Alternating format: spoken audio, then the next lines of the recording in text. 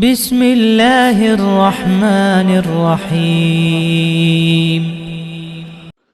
السلام علیکم ورحمۃ اللہ وبرکاتہ۔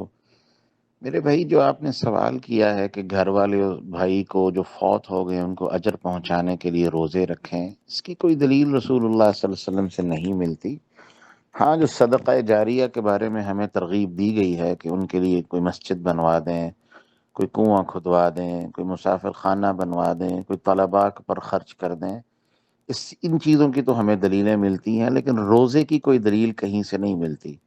ہاں، یہ ضرور ہے، حدیث میں آیا ہے کہ ایک بندے نے آ کے پوچھا کہ اللہ کے رسول، میرا باپ فوت ہو گیا اور اس کے ذمے کچھ روزے تھے، تو رسول اللہ صلی اللہ علیہ وسلم نے فرمایا اگر تمہارے باپ کے ذمے کسی کا قرض ہوتا تو کیا کرتے؟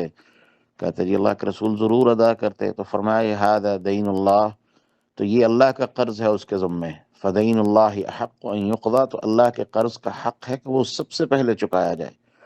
اگر ان کے ذمے کوئی روزے باقی تھے تو آپ رکھیں، وگرنہ آپ ان کے لیے روزہ رکھ کے کوئی ان کو اجر و ثواب نہیں پہنچا سکتے۔ ہاں، صدقہ جاریہ جس کی رخصت اسلام نے ہمیں دی ہے وہ ضرور کر سکتے ہیں، اور اس کی کئی شکلیں ہو سکتی ہیں، لیکن عمل کر کے کسی کو ڈیڈیگیٹ کرنا، اس کی دلیل کہیں بھی اسلام میں نہیں ملتی۔